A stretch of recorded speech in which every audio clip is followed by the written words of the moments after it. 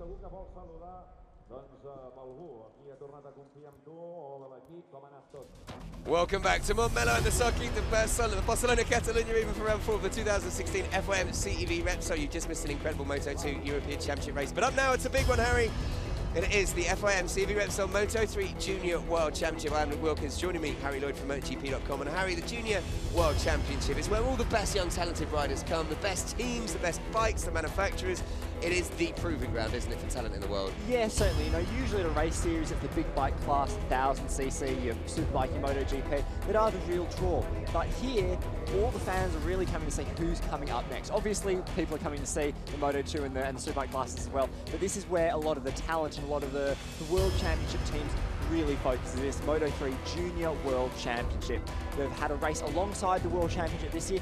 There in the middle, you can picture in the white, black and orange, you can see John McPhee, a World Championship rider who has come down here. He's testing a few parts that we'll get to in a bit, but yeah, this is really what it's all about. This is where a lot of the interest lies. This is where a lot of the talent comes from. You know, your Nicolo Balagas, your Juan Mears, your Aaron Canets, your Fabio Quartararos, your Paul Espargaros, your Bradley Smiths, your Scott Reddings. Tell me when to stop. They've all come through this series. It's easier to name riders who haven't come through this series than have come through this series. I was just about to say one of the teams is cheating because there's a Kawasaki H2R lined up. No, that's just a safety bike, which is a pretty impressive safety bike to have. Yeah. So that's not a Moto3 bike. No, you're right. And as you say, when you talk about who's who of the World Championship, 80% of the current World Championship grid have come through this championship. And, well, this young man on pole, what a debut season he's having, Harry. We've seen him progress. Really strong. And to get pole position here at just 14 years of age in his first season, after following up from his first podium last time at Aragon, he's one to watch, isn't he? Bit of a tough weekend, though, as you say, on pole for the first time, but had an absolutely massive high side on Saturday. He can almost hardly walk, to be honest. He was having to get lifted onto his bike in Q2. His pace was a fair bit off in Q2 there. We see some people running to get to the starting grid and see the action as it unfolds. Of course, the Sev is free to come along and see all those fans enjoying a fantastic weekend. Here in second place, his worst qualifying of the year in second place. The man who's been on pole for every race so far. Lorenzo Della Porta did have his pole lock broken. Really strong results from him. Top fives in every race. That one win in Le Mans alongside the World Championship. But it's those, he really needs to be challenging for race wins a lot more. He hasn't quite had the pace to challenge for victory, which has sort of hurt his championship ambitions a bit. Della Porta currently second with Marcos Ramirez, who starts 10th. He's first, Ramirez with 83 points, Della Porta with 68 points. 15 points behind the championship leader. And here's someone that, well, we thought would be a real threat at the start of the season. He struggled to adapt to the Mahindra, but he's starting to show signs that he's making the breakthrough. Albert Arenas, Harry, a name that, again, people will be familiar with in the World Championship. Yeah, he's been in this series for a long, long time, taken multiple wins, multiple poles and all that sort of thing. And it's sort of typical Albert Arenas that the first couple of rounds, he doesn't really do much, but then once we get to about Barcelona, he comes really strong, and then you can always guarantee that in those last 4 rounds, he'll probably win 3 of them. Yeah, I mean, he obviously did exactly the same last year as a title contender, almost nicking it from Balega, literally in the last round at Valencia. As you say, a real talent. He seems to have adapted to that Mahindra now as well, and we'll be talking about some parts that, well, John McPhee is testing from a Peugeot and Mahindra later on. But this is another man who's impressed me, Kaito Toba from the Asia Talent team, 16-year-old Japanese rider, come over from the Shell Advanced Asia Talent Cup with the Asia Talent team. And everyone, I think, was expecting Sasaki to maybe be the fourth runners this year. But Toba has shown everyone his potential, isn't he? Currently third in the championship, just a further 4 points back from Della Porta. It's been a great season for him, Harry, hasn't it? Yeah, certainly. He took victory in Valencia. He was the first ever Japanese rider to win in this Moto3 class, so really, really good result from him. But here is probably the biggest surprise of the weekend. Nacho and Adarat Fuvapat in 5th place, which is by far his best qualifying. He was 22nd in Aragon, 13th in France, 16th in Valencia, and now he's 5th. Now, he's part of the Asian Talent team, but rides for the ATT AP Honda Racing Thailand team because they've got 2 riders with Andy Izdahar as well. Kind of almost like satellite riders, aren't they? And as you say, he's really put the cat amongst the pigeons this weekend because a lot of people were really not expecting that from Nakonato at Fuvpat. Say that quickly, because I can do that. But no, he's really, really impressed. And there's a few big surprises further down the grid as well, Harry, because... Yeah, really, really mixed. Well, we'll get to that a bit, but some real big-name riders not performing in qualifying. But here's Tony Arbolina, Harry, 15-year-old Italian rider who, as you see, no point scoring in the first race at Valencia, but 6 last time out Aragon. Yeah, and he's part of the 58 Squadra Corsa team run by Paolo Simoncelli, the father of the late Marco Simoncelli, and they're running that team to honour the memory of Marco and to help bring through young Italian talent. They do have ambitions to join the world level, maybe next year. You know, they're still trying to work out some finances, but they've had some pretty solid results. This is their second year in the SEV, and they're getting there. Now, this is the interesting one. Tribute there, as you say, to Mexicano Luis Salon, number 39. But we talked about it. He wasn't sure if he was going to race today. He is. John McPhee at the head of the third row, racing for Peugeot in the World Championship. Obviously racing for Saxo Point last year with Alexi Masbou, again as his teammate in both seasons, actually. Just goes to show the quality of the field that a current World Championship rider on a current World Championship bike comes into it, and he qualifies in 7th, Harry. Yeah, McPhee is here this weekend to test a new gearbox for Mahindra and Peugeot there. They're more or less the same bike. And so far that gearbox seems to be working not too bad, because McPhee has cut 0.7 off his World Championship qualifying time from a week ago. And as we can see, Alberto Arenas up there as well. So this does show some promise, not only for the Mahindras in this series, but also in the World Championship. Here's Raul Fernandez, a rookie in this class, 8th place, his worst qualifying of the year, the first time he's been outside the top 5. But expect him to be there in that fight again for the top 10. Not quite a podium challenger, but really, really solid start to the year. Really impressed me at Aragon. He sat at the back of the group of the 6, kind of fighting for the win. Didn't try and get involved too much, bided his time. A lot of maturity for a young rider. And it's one of the things you remember on this grid, obviously, is a lot of these riders, 14, 15, 16, they're learning their craft at the same time, but there is one thing you can't doubt, it's their potential, it's their pace. This is Kazuki Masaki, second of the Asia Talent Team riders. His best qualifying before this weekend was 7th in Aragon. So not quite matching that, but another third row start for the Japanese rider, Harry. And again, someone that's impressed me this year. Yeah, and Masaki, he's 8th overall in the championship, and he's just really quietly gone about his business, scored points in almost every round, and, you know, not been too fussed about battling for the podium. Obviously, he'd like to be up there, but he's just really racking up those points, and I think he could be, you know, on the edge of the top 5 come the end of the season if he does keep that up. Now up next, championship leader Marcos Ramirez, a man with 83 points and a 15-point lead at the start of to the top of the table, who's had 2 race wins this year, Aragon and Valencia, and he finds himself on the 4th row. Yep, his first time not qualifying in 3rd position this year. Yeah, just doesn't seem to really have it going for him this weekend.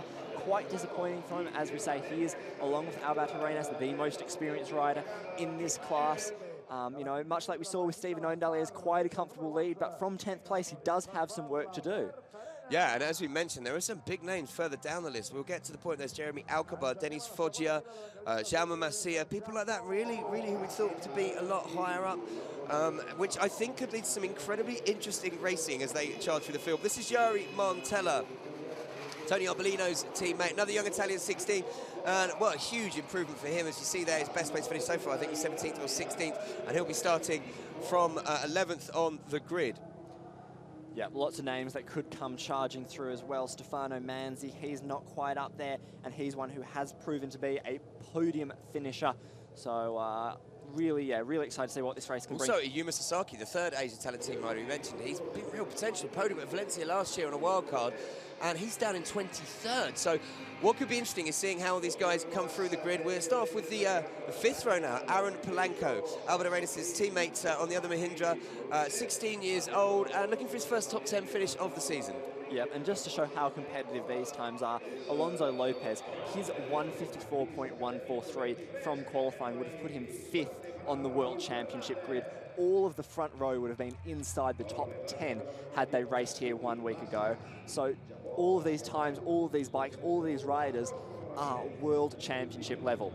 As we're seeing by John McPhee in 7th place, who's a proven podium finisher at the world level. So here's a rundown of the grid. Alonso Lopez, we mentioned on pole, ahead of Dalla Porta and Arenas. Kaito Toba, Nakaranato at Foodpat, Tony Arbolino make up row 2. John McPhee, Raul Fernandez, and Kazuki Masaki. That is your top 9. Interesting to see how McPhee does in the race, Harry, as well, starting from the 3rd row if he can get a good start. And I think watch for Tova, always making good starts. Young Japanese rider, super aggressive. Yep, and then Marcos Ramirez leads the 4th row ahead of Yari Montoya and Bruno Ucani, with Aaron Polanco in 13th ahead of Jaume Macia, Marco Bezzecchi, Andy Farrad, Jared Ryu, and Nicholas Spinelli. Fair few Italians down the field. Yeah, Macia, another name you'd expect to be further up, along with Ryu and Bezzecchi. Again, you'd expect to be a little bit further up. Jeremy Alcapa, though, the youngster in his debut season, is impressed so far. He heads up row 7 ahead of Davide Pizzoli and Dennis Foggia. They're going to Belega's replacement in that Sky VR Team 46. Stefano Manzi, Sasaki and Uchenko. Disappointment for the Kazakhstani rider. Walid Sopi, Enzo Boulon and Vincent Perez. A row 9. Uchenko, he'll charge through that field. Yep, then Eduardo Santoni, another Italian ahead of Tim Giorgi and Alex Ruiz. Maximilian Kappa ahead of Rory Skinner, who's having a bit of a disastrous weekend, ahead of Gabriel Martinez, Filippo Fellini, Hector Garzo and Alish View. As you can see, there are quite a few bikes on the grid. Row 13, Walter Sillis, Matteo Gaddini and Sander Crazy. Well, Johnny Rotfick returns to the championship to head up row 14 with Chandler Cooper and Livan Luciano. Chandler Cooper are one of the runners who's made a switch, haven't they, Harry, to teams? Yes. And Enzo Boulon, I believe. Chandler Cooper has switched to a 2014 Kalex KTM. He was on the production bike. We do have two subclasses in here, the Moto3 production class, which is where you race standard Honda. So Cooper has switched to a full spec bike. He has qualified for his first ever race. I also believe that this is his first ever proper road race on tarmac. So a great result for the Melbourne-born Australian to be up there and hopefully to learn a lot of things. You do learn a lot through racing. You do have the tyre sheet through, and all of the top 10, as we always see, are medium front and medium rear. So nothing to choose between the top 10 in terms of tyres. And just one other update to say about Enzo Boulon. He's left the Pro Casa team, the orange bikes you can see there, Alex Rins run team, Pro Casa 42, by mutual consent and joined the Exit Tech team. But the Pro Casa team are really strange to see them so far down. We talk about Maka Yurchenko, the Kazakhstani rider, starting from 24th on the grid. This is a guy we've seen battle for the podium. So not the best qualifying for the Rins Run team. Yeah, but to be fair, we saw a lot of riders really strong in Valencia. Rory Skinner, Dennis Foggia, just to name a few, who were up there in podium contention, and now they're really struggling. You know, as we said, Dennis Foggia in 19th, and then Rory Skinner way down in 33rd place. Rory Skinner, along with Alonso Lopez, has had a couple of big crashes this weekend, maybe a bit sore. You know, there's definitely been one or two riders with a trip to hospital. Dennis Foggia there going for a bit of a handshake, it looks like. Well, you mentioned actually the accidents. It's funny, you came back in yesterday saying Lopez had a crash, he looked so sore. And yeah, I literally saw him get pretty much lifted onto the bike. He couldn't bend his leg. Trying to get the feet onto the pegs, you could almost visibly hear him sigh as he's riding down pit lane. As you say, Rory Skinner, he had a big accident yesterday as well. Checked out, he's okay. Bit of a knock to the head. I don't think he was knocked unconscious, but just a little bit. Needs to shake out the cobwebs and needs a few good results to get the confidence back. As you say, when they're so young, these guys, a lot of them haven't had big crashes.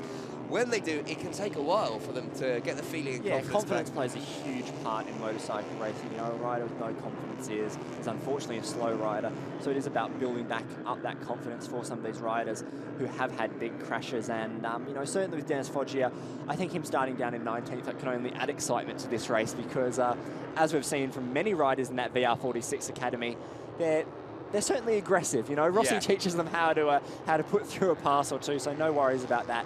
There we see Alberto Arenas, definitely one to watch. That Mahindra continues to get stronger and stronger. Alberto Arenas, a proven winner in this class, multiple wins for him.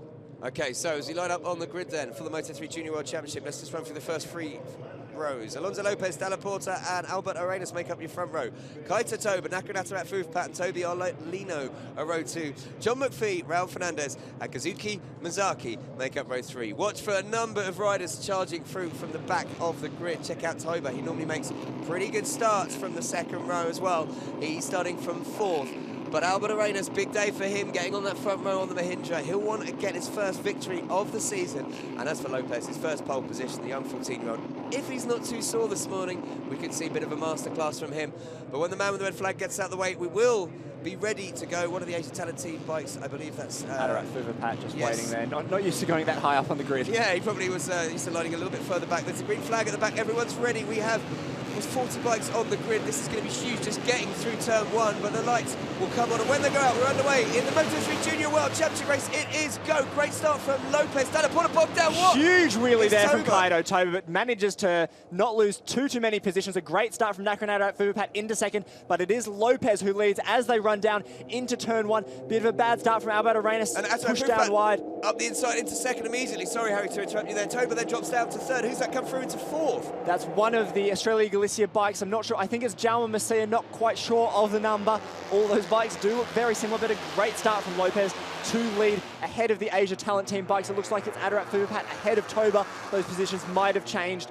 Yes, it does look like it's Toba in second. A great start from the Japanese rider, already trying to close in on Lopez. As we say, Toba is in championship contention. Marcos Ramirez, he's outside the top 5, I believe. There you can see that blue bike there. Jaume Macia from 14th to 7th. Oh, bit of a contact there from Arbolino. He's okay. Raul Fernandez, there's another crash down there as well. It looks like another rider was taken down. Not sure who that was. I believe that's Andy Farad, another one of the Asia Talent Team bikes. He's moving and not okay, injured. Hopefully we can get that all moved out of the way. So at the front, it's Lopez already opening up a bit of a gap from Toba with Nakamura Adarat Fuvapat in third. Two Asia Talent Team riders really battling it out. But Toba's definitely already looking to hook onto Lopez. And then you have Dalla Porta followed by Arenas. Arenas having a look up the inside of Dalla Porta there. And then we mentioned Jaume Macia. Well, he's up to 6th and 14th on the grid. What a start. Let's have a look. John McPhee's dropped down from 7th to 12th it looks like Nakamura Adarat Fuvapat's holding up some of these riders. Dalla Porta and Arenas really looking for a way through, whereas Toba's able to stick right with Lopez. So Dalla Porta and all those guys behind really need to try and get through Adarat Fuvapat. He's a strong rider, he can finish in the top 10, but I don't think he has the pace to stick with those top 2. Looks like he's getting a bit excited as well. Oh, a bit of a moment there on corner exit as well for Nakamura. Big head shake from the Thai rider as Dalla Porta slips through. He almost lost it going into the corner, he almost lost it coming out. A couple of big moments, getting a bit carried away, and here we go further back. Is that Ramirez? Incredible start from Dennis Foggi up into 9th. He's made up 10 places in one lap. Oh, Jaume Macia taking the dirt road there.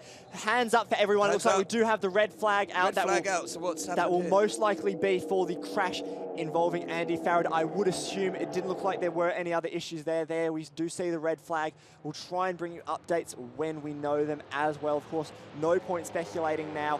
This race will have to be restarted. It will be 2/3 race distance. We will most likely keep the same positions they finished that first lap in, but it is now going to be a very, very short race. Yeah, well, we talk about drama, Harry. I mean, there was so much going on just coming down that back straight. Macia was going wide, people were moving for position. We saw the hands come up, the red flag has come out. We'll let you know exactly why. Great work from all those young riders there to notify everyone behind them as well. That was really, that shows the level of these riders. You know, not only are they very, it looks like that is Andy Farad there getting some medical assistance. We can see the safety car on track, and that is that crash that did involve Farad, Fernandez and Arbolino. It looks like both Fernandez and Arbolino were okay. Here's that crash again. Just watch the back of your screens there. It looks like it's Arbolino who has a bit of a moment and collides into Fernandez, and it looks like Andy Farad, who you can see there, just high side, separate incident there. Can't quite tell who he came into contact with. Bit of a heavy landing there. Great to see that he is moving, so hopefully the injuries aren't too bad, but of course, always best to red flag it so that he can receive the proper medical attention. These are all of the same marshals and medical staff who do attend the MotoGP World Championship rounds, so really top quality medics here, so he will be getting the best care that he can get. No, they really are. And as you say, they've already put him on the stretcher to get him off the track and take him to the medical centre. And as you mentioned, you know, we're only on the 2nd lap, so we will have a restarted race. We get to go through all that drama again. I still can't get over Kaito Toba at the start. I've seen people pull wheelies, but not an actual vertical wheelie and going past. That was almost a Max Biaggi at Bruno when he almost flipped the wheelie almost went too hard. Luckily, it didn't end up. I believe it was Alvaro Bautista also at Bruno in the 250 class. Yeah. He did flip it, so luckily Kaito Toba.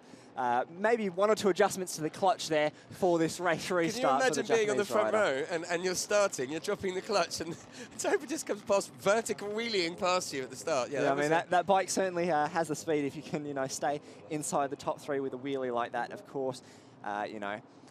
And race restart will be important. There we can see it looks like Andy Gadini Farad. Who went down as well in that instant with Gadini, with Farad. But as you say, Andy Farad, and he is Taro as well as known to some, being stretched off there. It looks like he's grasping his wrist, so maybe a problem with the wrist, but he is moving, he is conscious.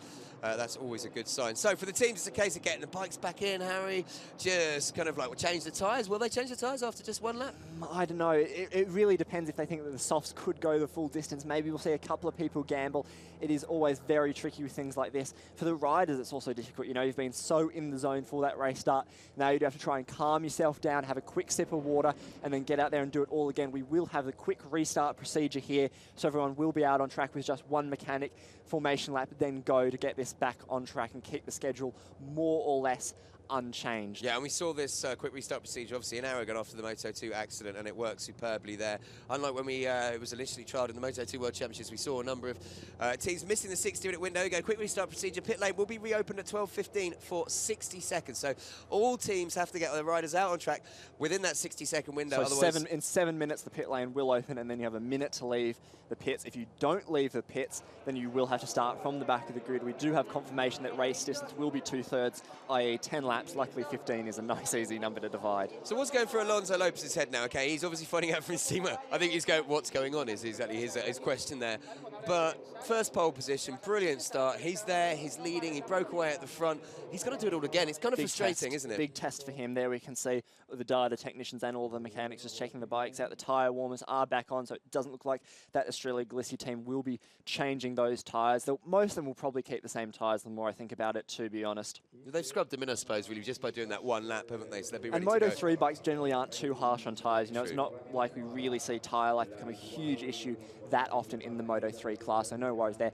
Fair few fans here this weekend. The Barcelona round is one of the most popular in the set. As we said earlier, it is free to come along. So if you are in the Barcelona area or in Valencia at the end of the season, yeah, you know, if you were here for the MotoGP last week, stay over an extra week. Barcelona's not too bad of a little city. Same with Valencia at the end of the season, you know. Very much so, stay for the MotoGP race, maybe go to the MotoGP test, and then, you know, 2 full weeks of motorcycling action. And it really is so easy to reach from the city. It's just a train journey, isn't it? From the centre of the city, it's probably 10-15 minutes on the train, bit of a walk to the track.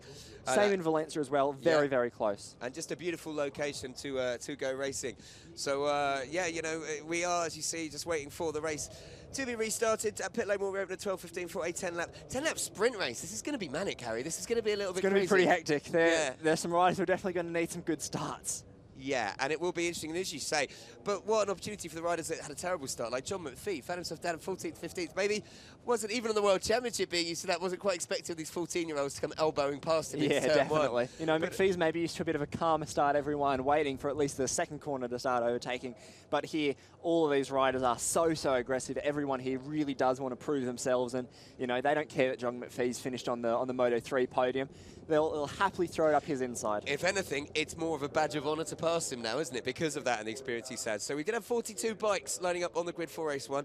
I think we'll be missing, obviously, Andy Farid from race 2. We might be missing Galini as well. We'll see about the bike. The other two did get their bikes restarted, didn't they? Yeah, it looks like they were able to rejoin. I'm not sure any of them even hit the gravel. It looks like they just ran on. So hopefully they will be able to come back, and their bikes shouldn't be too damaged from running through the gravel. Maybe just give the tyres a quick burst of air to get off any dust. That must be such an adrenaline come down almost now, because you are so pumped up for the race, and then suddenly that adrenaline leaves your system, and it's so hard to refocus yourself, to get yourself back in the zone, especially because they've got another race later. So that mentally you're thinking, oh, that's one done. Oh no, hang on, we do that again. Well, it's just very tough for these young runners, but a great learning experience. Can also be quite hard on the bikes. You know, race clutches aren't designed to do too many starts. So that will be something, especially for some of the teams who maybe don't have the biggest budget, if they are stretching some of those parts towards the end of their lives. You know, it could be really trying for some of the clutches. So definitely watch for some of these starts. Wonder what Toba's clutch will be like after that wheelie off the line. That was I still thought that was class. It was almost like if you did that intentionally, that would be pretty cool. Not sure it was intentional. There we can see the red flag being waved. As we said, pit lane will open at 12:15. It is currently 12:11 and a half local time. That was quite an odd way for me to say the time. Yeah, so we've got 3.5 minutes. In other words, 3.5 minutes until pit lane opens. As you can see, you know, everything going very, very well here in terms of the restart procedure. All of these teams very well briefed on the rules. Some of the riders, as we saw with Alonso Lopez, maybe haven't had the most in-depth read of the rule book, but that's why they do have those experienced teams there to guide them through these tricky situations. Exactly, and look at the crowd there. Hopefully the sun's starting to come out here at the Circuit de Catalunya-Montmeló. I think we're about 15 kilometres north of the city, aren't we? Maybe a little bit more.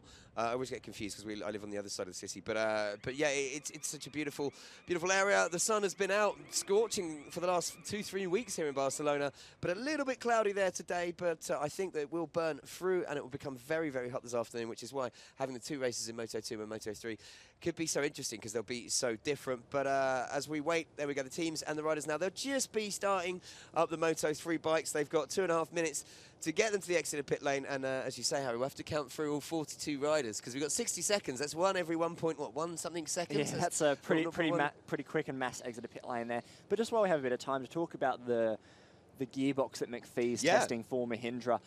One of the biggest issues that Mahindra in the World Championship, and here to a lesser extent have been having, is the gearbox. Is lots of riders, not so much Francesco Bagnaia, the leading Mahindra, but lots of the other guys, especially Jorge Martin. He's had a lot of problems with the gearbox, with it jumping out of gear and finding false neutrals. McPhee and Mazbu on the Peugeot team have struggled massively from that. So this new gearbox introduced by Mahindra is to try and solve those problems.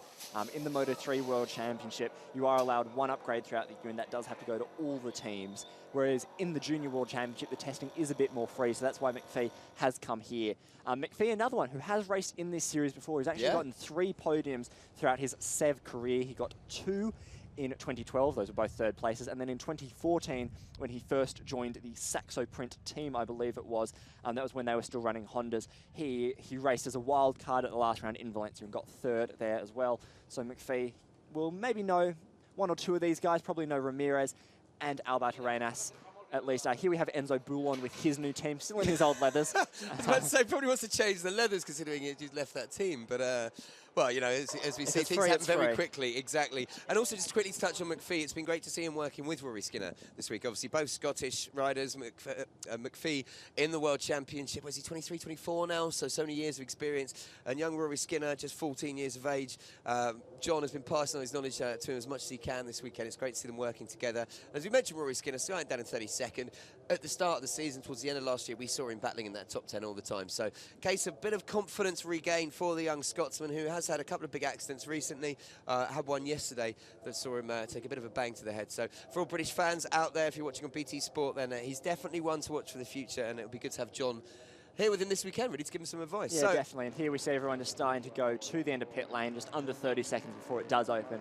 So everyone there ready to line up and make sure they don't miss it. Definitely nothing wrong with being an eager beaver here. And there is Boulon lining up alongside one of his ex-teammates there. Right, as you say, right at the start, just to make sure they're not going to miss that window. 60 seconds they've got to get everybody out. We had it done perfectly in Moto2 last time at an Aragon.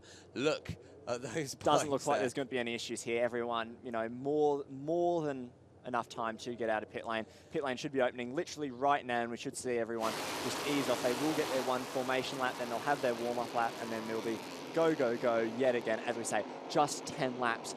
It's going to be absolutely mental. It is going to be crazy. This is going to be manic. And what's the kind of plural word for a group of Moto3 bikes? Is it a swarm? I think that's kind of what they sound like. A swarm. I was going to say a gaggle. Swarm, gaggle, host. A plethora, nay, a phalanx of Moto3 bikes. 42 originally on the grid, riding and making their way around this track. And it's going to be interesting, Harry, as you say. 10 laps now. They've had the first race restarted after the red flag that came out on lap 2. It's a short race. It's a sprint. There's a lot of good riders further down the field wanting to make a point, so I think it'll be very interesting. And just to reiterate as well, qualifying is done on the Saturday. They have 2 sessions. Best time from either of those sessions counts to your point on the grid, and that sticks for race 2 as well. So these guys who are down in 24th, like Yuchenko, Jean Massir in 14th, who made a brilliant start to 7th only by the first corner, got to do it all again, and they'll have to do it again in race 2 later on, because results from the race. Turn 5 where Andy Isda had that crash. No issues there in terms of oil or debris or anything like that. Everyone able to get through there. No worries at all, although riders will be a bit cautious.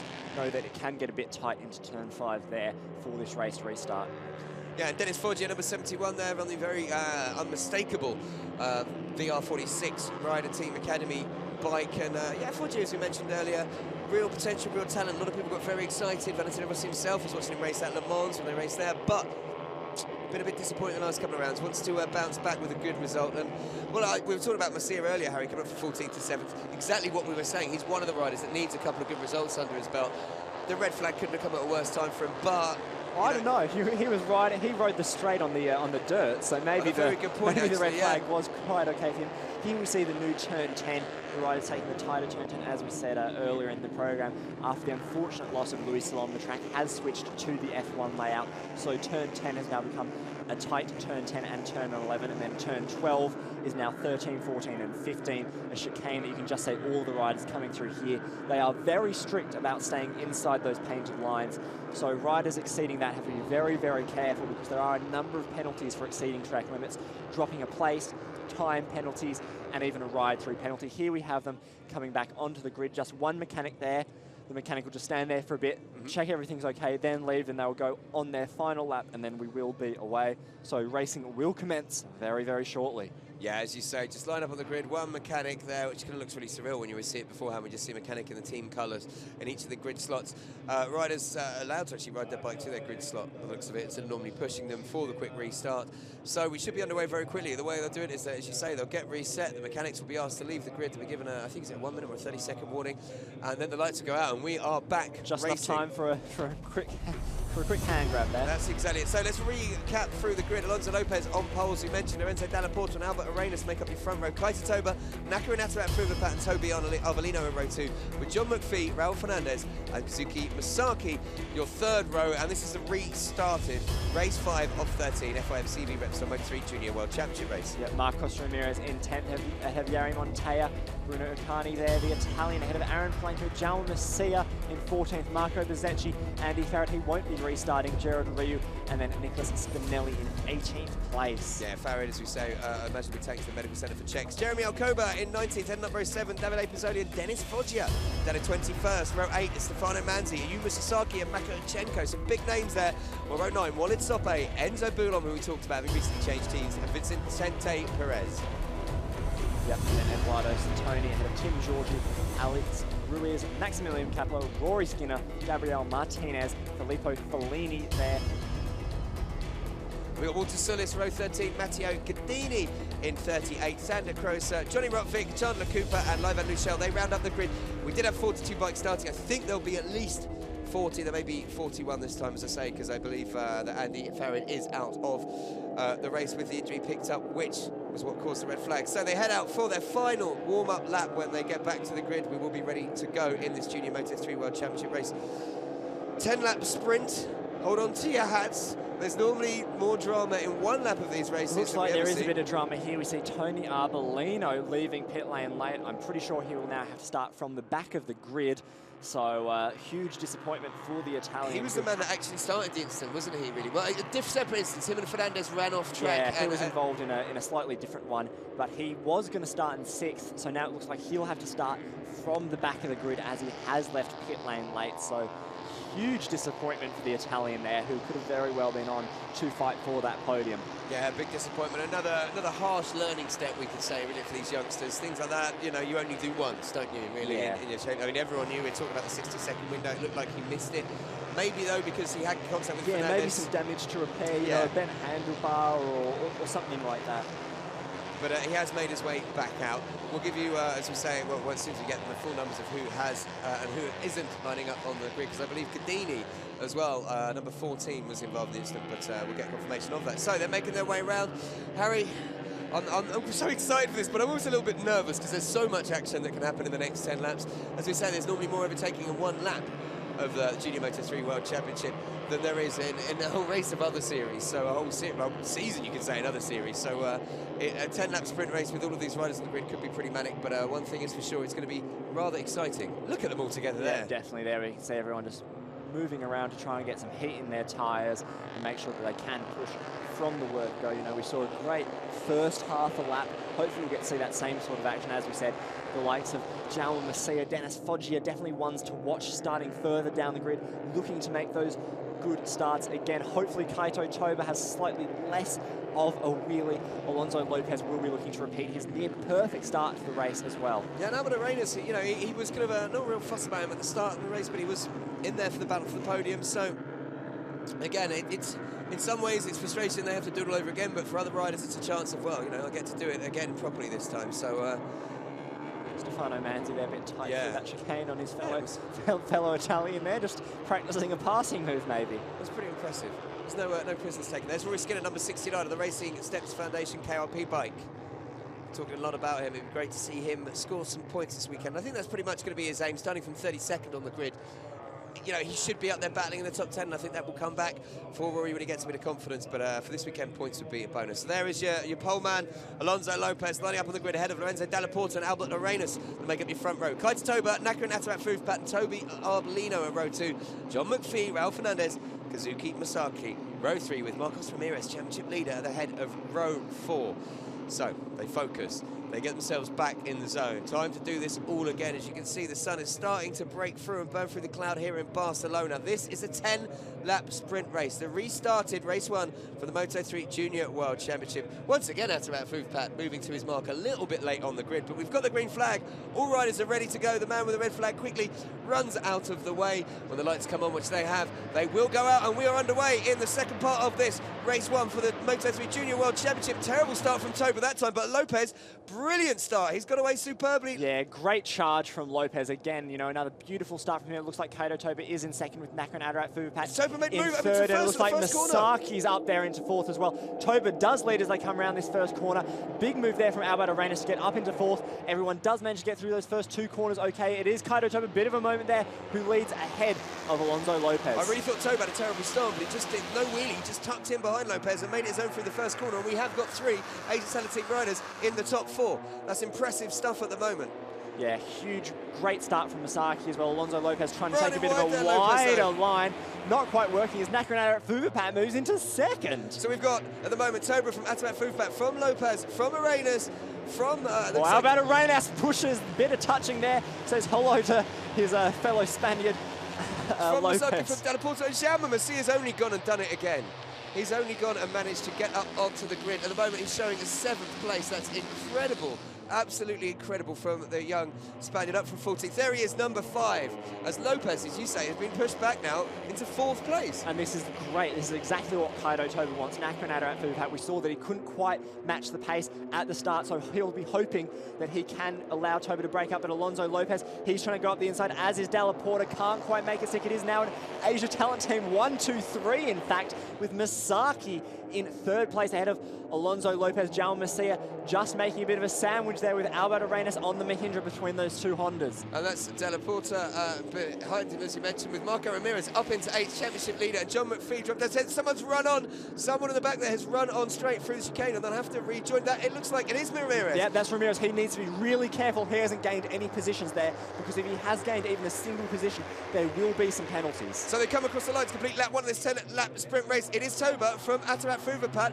No, yes, Atarat Fouvpat from Masaki, from Lopez, Arenas, Della Porta, Macia, Sasaki, Ramirez, and McPhee.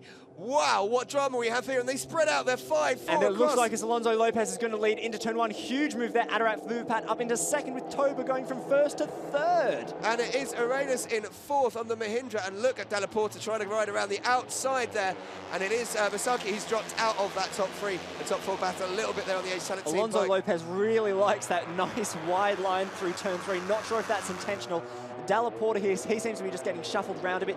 A huge start from number 33 as well. Ayumu Sasaki. Sasaki started down in where? Sasaki was in 21st, is now inside the top 10. This is incredible. Sasaki in 88, Talent Team, 4 bikes inside the top 10, but it's so close there, almost contact between Arenas and Della Porta, and Jaume Macia, as we mentioned, it from 14th, now to be sitting in 6th and looking very dangerous. But Toba, well, he wants to get past Atarat Fouvpat. He wants to challenge Alonso Lopez in the lead. We've got Australia Galizia bikes. Bit of contact there further back. Not sure who that was. It looked like it was one of the Galizia bikes that came into contact with someone else.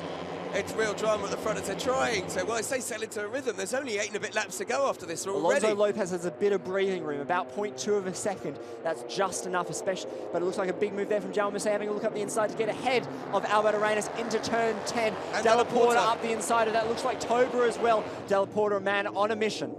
Brilliant stuff from Arenas, Della Porta. They're all actually making up places there, and it's looking like some of the Asian Talent Team riders are dropping back, but Kaito Toba in fact, Kaito Toba has suffered now. He's dropped down to 5th by the looks of it. Oh, the changing hands so quickly at the front. It is Lopez from Masaki. It looks like we've had 2 more retirements with Polanco and Jeremy Alcoba. It looks like they have unfortunately had to retire from this race as well. Sorry, so let's run through that again as they come across the line. It is Lopez from Atarat Fouvpat in 2nd, Della Porta 3rd, Macia in 4th. It looks like Toba has dropped down to 5th, Arenas 6th, Masaki 7th, Sasaki 8th, Fernandez 9th, and Ramirez, championship leader, in 10th. And it is Della Porta who's going to lead into someone, but look at Macia coming up the inside. Oh, has a look for 3rd place, but stays in 4th. Speaking of Ramirez, it doesn't look like he has been awarded a penalty yet, so it looks like he did not gain any positions. Meanwhile, John McPhee, somewhat disappointing in 14th spot, not what he would be wanting at all. Stefano Manzi in 12th, a great ride from the Mahindra rider, trying to chase down his fellow Mahindra rider, Alberto Arenas, currently currently the leading Mahindra in 6th place there, as it is Della Porta who takes the lead ahead of Adarak Fubupat with Alonso Lopez dropping now down to 3rd, and Jaume Masia looking strong there in 4th, just trying to close up the gap ever so slightly. Rory Skinner, great start for 32nd on the grid, up into 21st at the moment and lapping, well, rather brilliantly. The English rider, British rider, the Scottish rider, I should say, the English is doing brilliantly. But this is Della Porta now at the front of the field, leading from Adarak Fubupat with Lopez. Whoa! Oh, that's Adarak Fubupat down, huge high side there. Everyone does manage to get around him. An absolutely disastrous ride from the Thai rider. Such a promising race. Unfortunately, ends in the grass or gravel there. But, so there's one of the Ace Talent team bikes down, but there's still 3 in the top 8 by the looks of it. But it is Della Porta who still leads from Lopez. Masia up into 3rd, Toba 4th, and it is Masaki who's got onto the back of Toba with Arenas in 6th and Sasaki in 7th. So still 3 Ace Talent teams in the top 7. But Nakranatama Fubupat, as you say, brilliant ride from him. Just lost it, big high side there. Just a bit too happy with the throw, you know, trying to do all he could to stay with Della Porta, who does now have a half-second lead over Alonso Lopez, and unfortunately that did end in a very vicious high side. He luckily was able to roll off the track. Looks like these front 2 are starting to stretch ahead, whereas Jaume Masia does have a fair bit of pressure from Kaito Toba and Masaki and Arenas behind him, so that battle for 3rd is just going to keep getting hotter. So it's a lead across the line. Della Porta has a 6/10 gap over Lopez at the start. There's a second, then back. Well, it was to Masia, but look out, here comes Toba, and here comes Masaki. Masaki now up into 4th. Brilliant work. Big battle there for the final step of the podium. Albert Arenas still very much in that, as the former championship contender does look to get his season back on track with a podium. Yeah, and it's Masia who's come off the worst out of all of that, dropping down from 3rd effectively to about 6th or 7th in a couple of corners. Yep, there we see Nakranatama just being helped off. Luckily, he is able to walk away, obviously, with some assistance. Very, very sore. Looks like we're going to get a replay of that high side. Just watch the back of your screen now. Just getting on the gas, isn't it? As you say, they don't come off. Oh, and it just slipped out as he was trying to flick it right. Luckily, sliding across track. And is that Fernandez who had to run wide? Yep. I believe it was, because he's dropped down the field now to 18th, but everyone safely through. And as he rolls off track, you know, he is conscious he's there, and the medics and marshals will be looking after him as much as they can. But it's Della Porta. Well, his lead at the front. It's come down. Lopez has reduced it by 2/10 to just 0.4 seconds, but these two, well, they're over a second ahead of the rest, so that could be enough to break the slipstream, Harry. Could we see these two at the front break away now, as Toba leads the chase? And we are approaching half race distance already. We're on lap 4 of 10. You know, this is only a 10-lap race. Lots of these riders really need to do get a giddy up if they want to try and catch those leading. Albert Arenas getting pushed around a bit there by Jari Montoya, the Italian. A really good ride from him. Yeah, Montoya starting from 11th. He's now up into 6th or 5th, and he's brilliant stuff from, as you say, the young Italian there. He's in 6th place, riding behind Masia. So great work. A lot of riders coming through the grid. Just to check, Dennis Foggia is up into 15th. Skinner is up into 19th, looking back down the field. So a lot of riders making their way through, but time is against them, Harry. We've got less than 6 laps. Well, yeah, Marcos Ramiro is really struggling here to try and make an impression inside the top 10. It seems like KTM's not doing too well here. Yurchenko currently the leading KTM in 9th place, with Ramirez in 11th. Della Porta is on the Husqvarna, which I guess is technically a KTM, so that does prove me a bit wrong. But the bulk of the top 10 is made up of Honda riders. There we can see Jaume Masia on the Honda, as Jari Montoya carries incredible corner speed through that fourth corner. Bit of a, I believe that's Stefano Manzi there, who cut the second corner. Yet again, like Ramirez, have to be careful not to gain any advantage by doing so, or there will be penalties. Manzi up from 23rd to 10, even though he ran off there and had to concede a couple of places. Again, brilliant ride. Number of riders coming through the pack, but this is, as we say, the battle for second. Masaki ahead of Masia. Only 0.1 of a second now between the leading two. It's anyone's game at the front, and it's anyone's game for third, as Toba does lead Masaki and Masia. Meanwhile, Albert Arenas has been pushed around a bit, but is looking for a way through on Yurchenko now. Looks like Sasaki has come through on Montoya as well for 6th place, and he has indeed. Number 33 there, Yumi Sasaki, making his way through the field after, as we said earlier, a pretty awful qualifying position. So down in 21st, he's now up into 6th, Sasaki. Yeah, a bit of a stellar start from him as well. So not too bad. He'll be looking to do again in race 2. Of course, we do have 2 races here, so any issues they will be able to solve for that second race. But a great battle still out in front. João Macia slightly wide line there. Alberto Arenas really strong on the brakes into turn 10 there. Oh, pushing Jari Montoya a bit wide there. That little 4 riders there. Oh, I wouldn't want to. Stefano Manzi, bit of a love tap there for Yurchenko. Neither of those riders, any love lost between them. Both Yurchenko and Stefano Manzi, aggressive as you like. Stefano Manzi, as you can see, an absolutely massive rider for this Moto3 class. Takes the shortcut. A lot of shortcuts there for Stefano Manzi. That was a little bit optional. I think he will have to give up a few places there because it looked like he kind of wasn't really struggling to get around there. Great ride from Foggia as well. He's now battling with Ramirez for the top 10, having started way down the field as well. I'm going to call this. I said Makyrychenko starting from 24th is a brilliant rider. Look at him. He's unfortunately, he was, as I was saying, that in 8th. He's just dropped out to 10th now. So, as we said, the big names making their way through the field. But it's Della Porta who leads from Alonso with Toba and then Masaki ahead of Sasaki, who's now made his way in front of João Macia. Sasaki on a charge. Yeah, great ride from Sasaki. It does look like those top 4 are starting to spread out. Can Sasaki close it down? We are now in the second half of the race. There's not much left. You know, it is really go, go, go. There is no time to think strategically. It's just attack, attack, attack. Sasaki does seem to already be visually closing the gap to his teammate Masaki. Yeah, it does seem at the front they're starting to concertina a little bit now. Toba just bringing that gap down to Lopez in second. They're just under a Alberto second Arenas for the first looking time for in a a way while. through up on João Macia. Macia having a bit of trouble getting that bike stopped, it looks like. Yeah, Macia made great progress early on the race. Now starting to slip back a little bit, struggling to battle with a number of riders. As you say, coming under a huge amount of pressure from Arenas on the Mahindra. Now he's started on the front row, down in 7th at the moment. He'll want to battle through, but wow, what can we say? Lorenzo Della Porta at the front, 2 tenths ahead of Lopez. As I say, the gap between Lopez and Toba was just under a second last time around. Let's see what happens when they come through this sector. It's visually definitely getting smaller. And just quickly to check in on the production class, it is Hector Garzo, number 66, who does lead that production class battle. He's currently in 32nd ahead of Alicia View, the championship leader. Toba's taken another 10th out of the 2 leaders. Is it too little too late? They're just under just over 4 laps to go as they come through turn 12, coming into the new chicane section through turns 13 down to the F1 chicane in turns 14 and 15. It is Della Porta from Alonso, but Toba's definitely closing up this. He's bringing his teammates Masaki and Sasaki with him. Macia rounding out the top 6, and just to remind you, the rest of the top 10 Arenas, 7th, Montoya 8th, Yurchenko, if I can say it, 9th, and Manzi in 10th ahead of Foggia. Yeah, those top 5 definitely sort of in a league of their own at the minute. João Macia is dropping back off that contention for the top 5. Pretty even gaps, 0.3 of a second more or less between them all. So, can Toba, we always talk about how when he gets in this mood, he kind of locks on the tractor beams and he manages to hunt down riders very successfully at the front. It's what he likes to do. He's got that gap now to Lopez, then another couple of tenths, so it's 7 tenths of a second. And he's definitely increasing. He was the quickest man around last lap. Fastest lap of the race, a 1:55.088. A 4 really, tenths a lap really quicker quick than the lap. guys ahead of him. If he can keep this pace up, it really should be favoured for the win. But has he got enough time? There is literally only, 3.5 laps left for him to make his move of 3 3/4, but he's definitely closing. It looks like a Lopez has maybe got the message as well. He knows if he wants to get away, he needs to get past Della Porta at the front and up the pace a bit because they are coming under pressure from Toba. Yeah, exactly. Meanwhile, in 4th, looks like Masaki and Sasaki are going to have a nice little battle there, but this is all about Kaito Toba. Can he close in on that battle for the victory? There's currently 0.3 of a second splitting the top 2. At the last timing sector, Toba was 0.6 of a second back, and it looks like through that first sector, he did match Lopez's time, which was faster than Della Porta's time, so it looks like that gap should slowly close in. They come through the second sectors.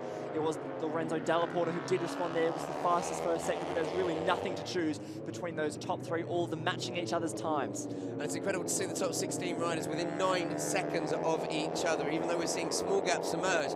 Make a mistake, run wide, you can drop out of the points just like that. It's so easy in this Moto3 Junior World Championship, but it's Della Porta, as you say, at the moment, coming through turns 14 and 15, who holds the lead just visually from Lopez. It's a couple of tenths. Toba definitely closing up. Gap last time around, as we said, was just under 7 tenths of a second. I think it's probably closer to half a second now. Can he start making this move? 3 laps to go? Yeah. About half a second. Literally. Here we have Sasaki and Masaki battling. Looks like Sasaki has gained the advantage to lead across the line and go in 4th. Sorry, that looks like it was actually Masaki who led across the line, but it's definitely Sasaki who leads on the brakes. Number 33 of Sasaki. Masaki looks up up the inside, but can't quite do it. Sasaki really burst onto the scene last year when he scored a podium in his first ever Sev race. Yeah, and to have 3 Asia Talent team riders in the top 5 would be magical for the team. They have come on leaps and bounds this year, one of the most professional setup teams you'll see here, which is saying something in this And lots of top brass from the Honda MotoGP effort there, looking at that team, really looking for some Japanese riders. Yeah, you've spotted a few guys here this weekend. So, yeah, there's a bit of pressure on that team this weekend maybe as well. Looks like it might have had an incident with Spinelli further down the field. I'll see if we can find out from that. Maybe just being transponder, but it might have been an accident there. We'll let you know. Kaito Toba, as we said, fastest man on track at the moment. Although Masaki was so close to him last time around. So, this Asia Talent team, well, they're making this top 5 with 3 of their bikes in it, pretty much red, white and blue coloured. They're doing well on that front, and Toba, it does look like he's definitely eating into Lopez's advantage in second place. We're going to get a freeway battle for the lead here, I think, Harry. It's half a second, though, so I don't know. The slipstream, it probably won't be much of an effect. As I said, it has closed down a bit now, 0.4 of a second between all of those top 3. Kaito Toba, the fastest second sector of the race so far, 43.6 seconds. So the Japanese rider could be gaining in, certainly at least on second place. I think as he gets visually closer over these last 2 and a quarter remaining laps as well, he's going to be becoming more of a carrot to him, and he's going to want to brake later. He's going to get on the gas earlier. Excellent battle, as you mentioned, between Sasaki and Masaki, the 2 young Asia Talent team riders there. Sasaki currently has the advantage, number 33 in the lead, ahead of Masaki, number 31. It's not the graphic that showed you, but they'll probably change hands again as they come down the straight.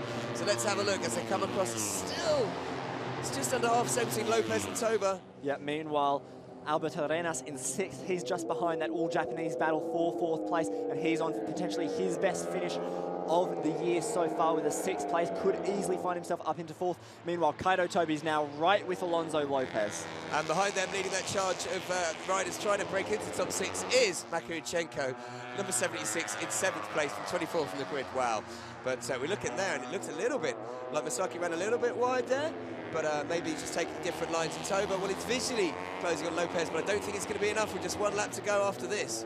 Yeah, Toba again with the fastest lap of the race at 1:55.050, so he's very, very consistently quick. Here's Alberto Arenas, a big move there, up into 4th place for the experienced Vanity, ahead of the 2 Japanese youngsters. That Mahindra definitely not struggling under braking.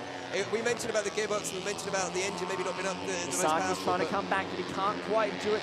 Nice sweeping line there from Arenas, holds it through turn 8. But just go to show you the strength of that chassis on the Mahindra as he held the speed coming through those corners, because he went past both Asia Talent bikes if we're standing still, just been able to carry more speed. But as you say, it'll be interesting to see how it performs on the straight, and they should be able to get back past him coming down into turn 10.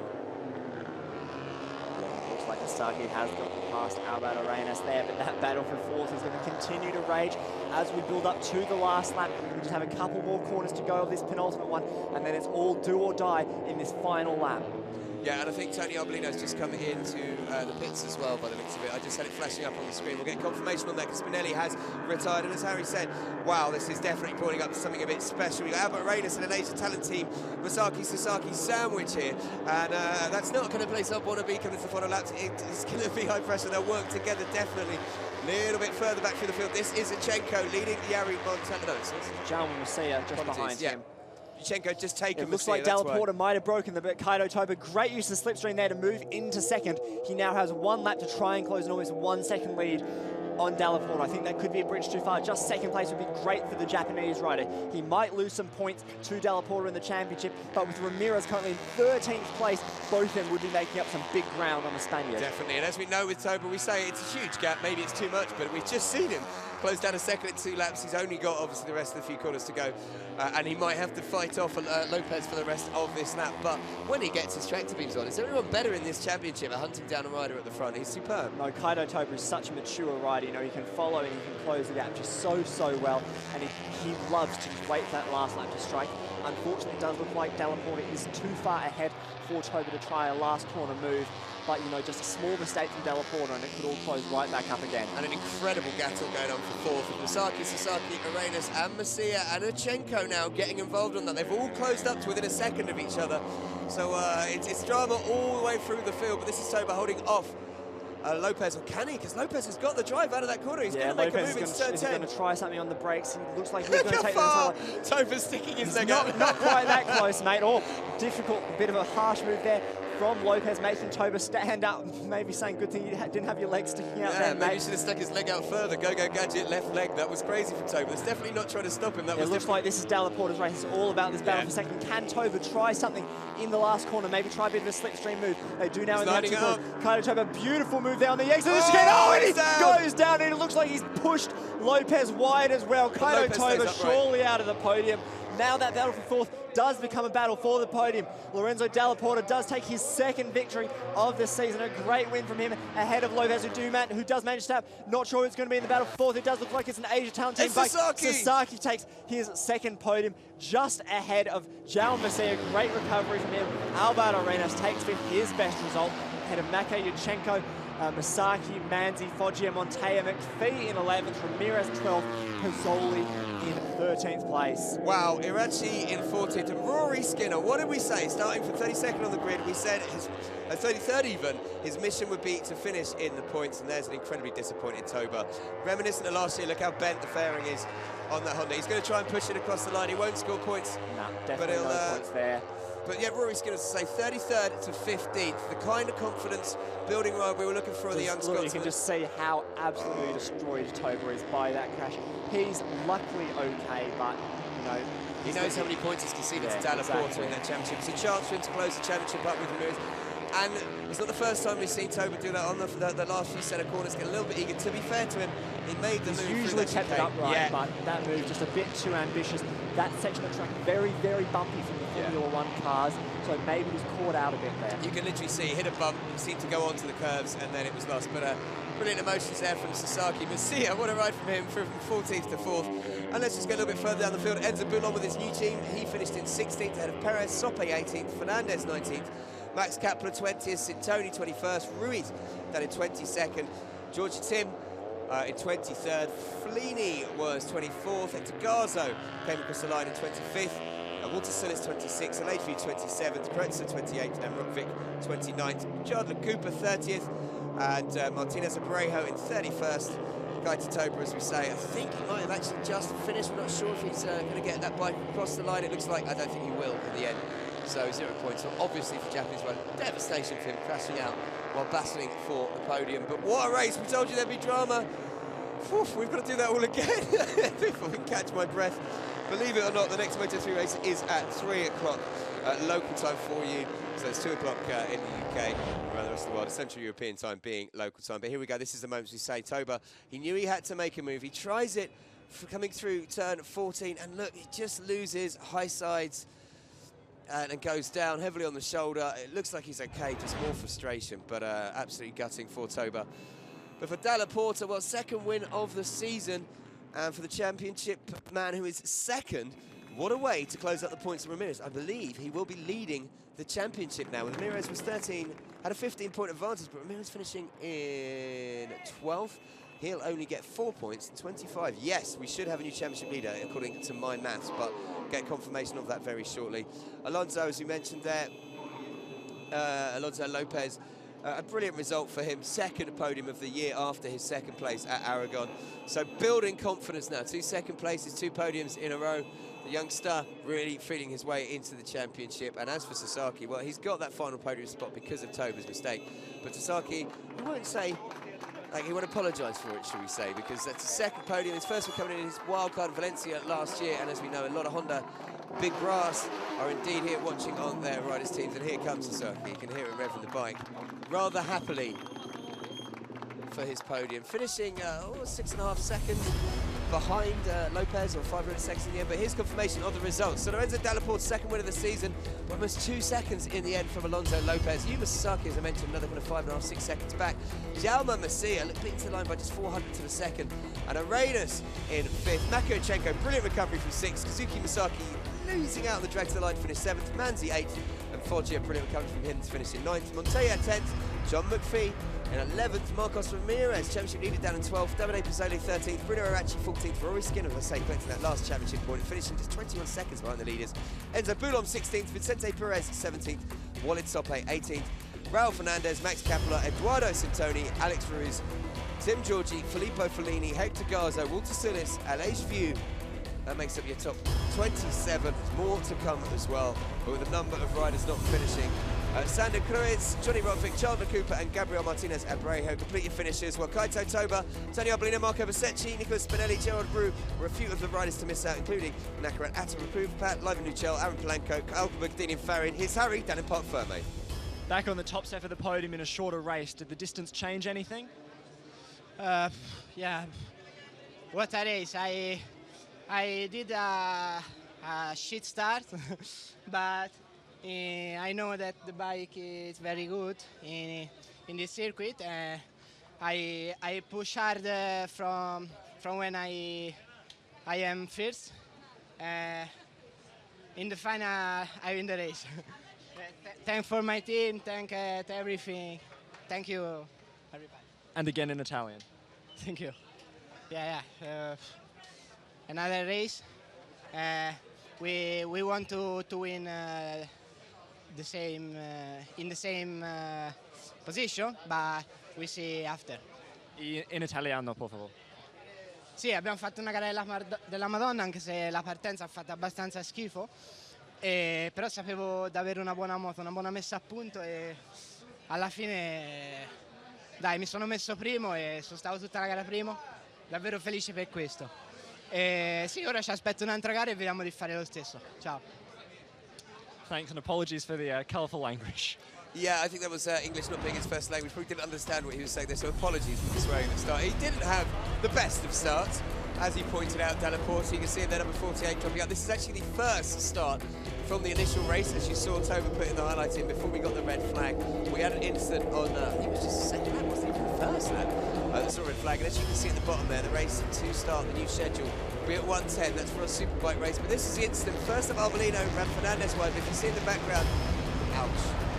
Big incident for Andy Farid, and he went down, hurt his wrist. Race was red flagged and restarted. A 10-lap sprint race, and my goodness, were we in for a treat. From the word go, great start from Alonso Lopez. Dalla Porta, as I mentioned, not getting the best start. Toba tucking in behind Lopez, and he would be battling for the podium. Toba unfortunately missing out on the last corner with the crash.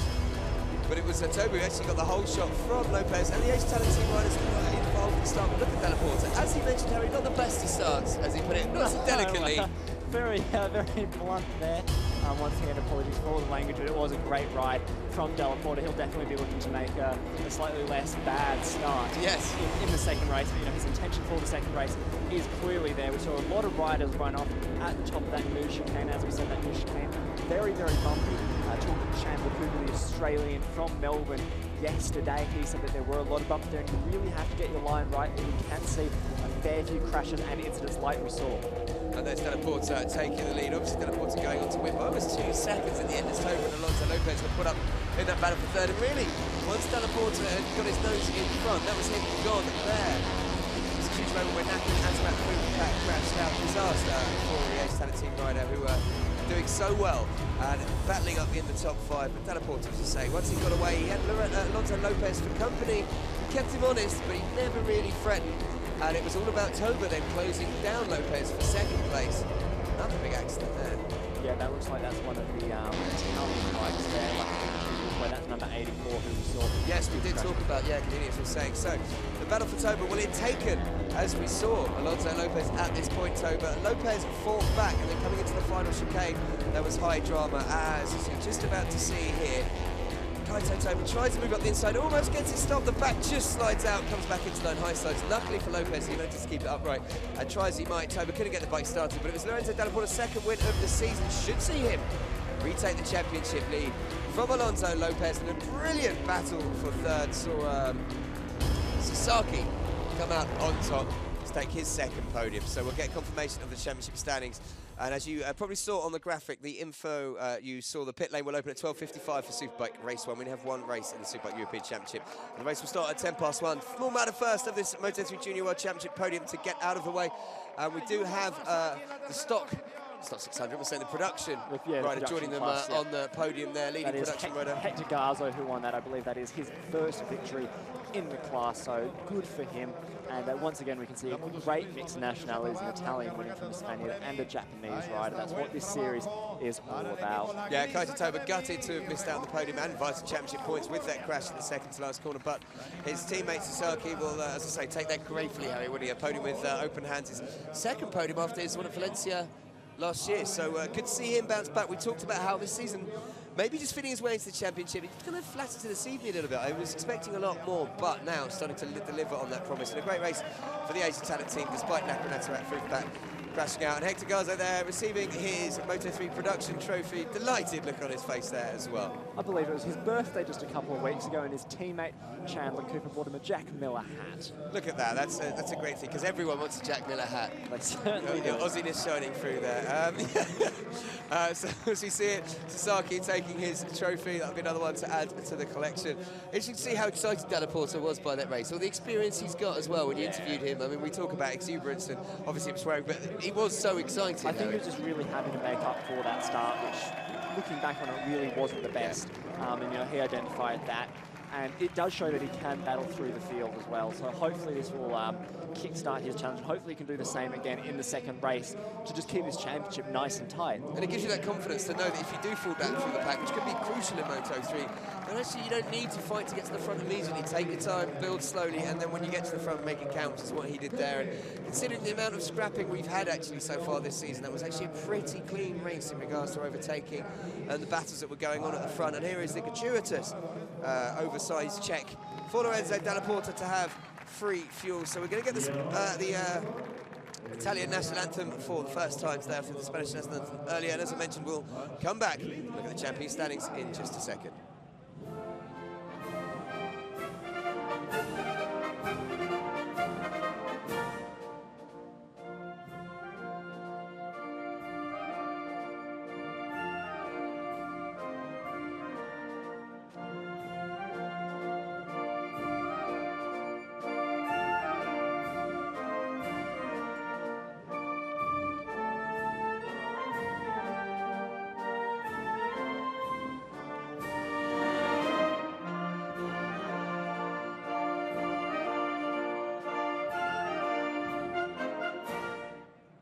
And there we have it, the Italian national anthem. It's not just the Spanish national anthem we get to hear in this series.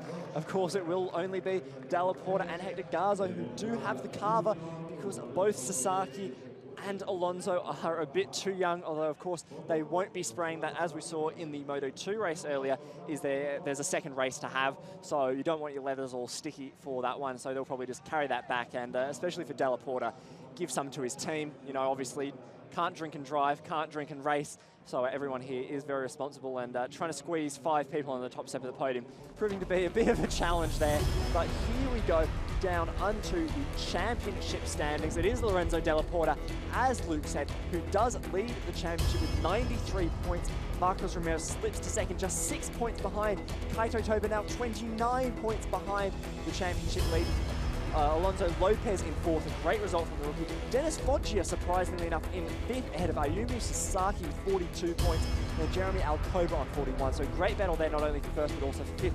Stefano Manzi in 10th, ahead of Alberto Arenas. Disappointing for Arenas, ahead of Raul Fernandez, João Macer, Tony Arbolino, Marco Bezecchi, Alex Ruiz, Nakranata at Fubupat in 17th after his vicious high side, and Rufino Florido there in 18th spot, ahead of Enzo Dulon, Yari Montoya, Davide Pozzoli. John McPhee moves directly into 22nd spot, ahead of Aaron Polenko, Brian Aquino, Filipino Fellini, and then Rory Skinner with just a single point there in 26th place.